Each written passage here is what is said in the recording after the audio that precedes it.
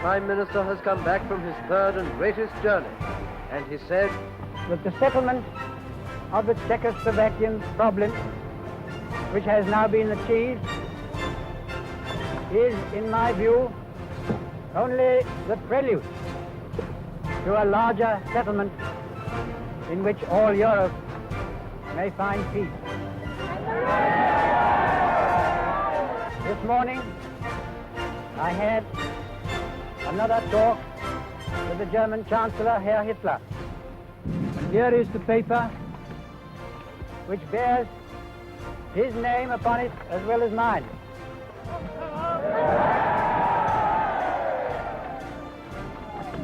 Some of you perhaps have already heard what it contains, but I would just like to read it to you. We, the German Führer and Chancellor, and the British Prime Minister have had a further meeting today and are agreed in recognizing that the question of Anglo-German relations is of the first importance for the two countries and for Europe. We regard the agreement signed last night and the Anglo-German naval agreement as symbolic of the desire of our two peoples never to go to war with one another again. We are resolved that the method of consultation shall be the method adopted to deal with any other questions that may concern our two countries, and we are determined to continue our efforts to remove possible sources of difference and thus to contribute to assure the peace of Europe.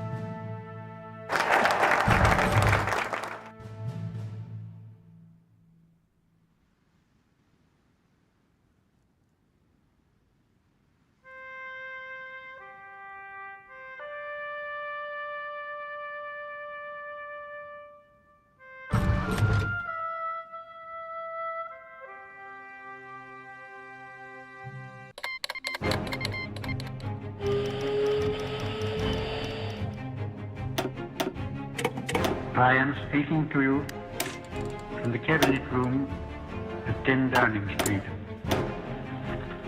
This morning, the British ambassador in Berlin handed the German government a final note stating that unless we heard from them by 11 o'clock, that they were prepared at once to withdraw their troops from Poland, a state of war would exist between us.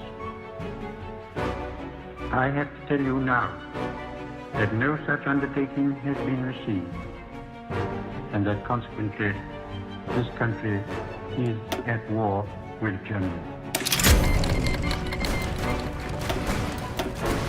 You can imagine what a bitter blow it is to me.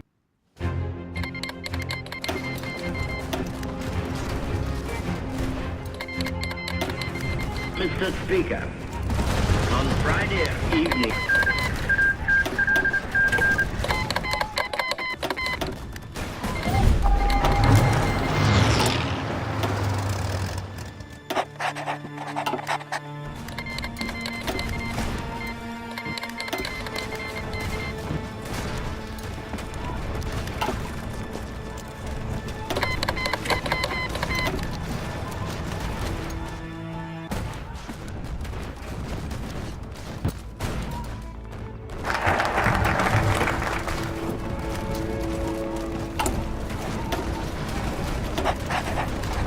this was a great trial of strength between the British and German air forces.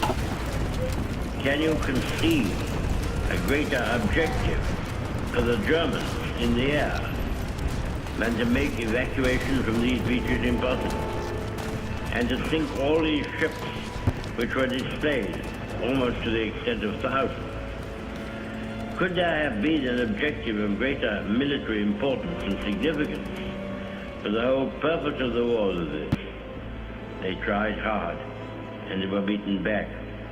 They were frustrated in their task. We got the army away, and they have paid fourfold for any losses which they have inflicted. Sir, when we consider how much greater would be our advantage in defending the air above this island against an overseas attack, I must say that I find in these facts a sure basis upon which practical and reassuring thoughts may rest. I will pay my tribute to these young airmen. The great French army was very largely, for the time being, cast back and disturbed for the onrush of a few thousands of armored vehicles. May it not also be that the cause of civilization itself will be defended by the skill and devotion of a few thousand airmen? There never has been, I suppose, in all the world, in all the history of war, such an opportunity for use. The Knights of the Round Table, the Crusaders, all fall back into the past, not only distant, but prosaic. These young men going forth every morn to guard their native land and all that we stand for, holding in their hands these instruments of colossal and shattering power, of whom it may be said that every morn brought forth a noble chance, and every chance brought forth a noble night, deserve our gratitude, yes, to all the brave men, in so many ways and on so many occasions, are ready and continue ready to give life and all to their native land. And nevertheless, our thankfulness at the escape of our army and so many men whose loved ones have passed through an agonizing week does not blind us to the fact that what happened in France and Belgium is a colossal military disaster. The French army has been weakened, the Belgian army has been lost, A large part of those fortified lines upon which so much faith had been reposed is gone. Many valuable mining districts and factories have passed into the enemy's possession. The whole of the Channel ports are in his hands, with all the tragic consequences that follow from that. And we must expect another blow to be struck, almost immediately, at us or at France. We are told, sir, that Herr Hitler has a plan for invading the British Isles. This has often been thought of before. When Napoleon lay at Boulogne for a year with his flat-bottomed boat,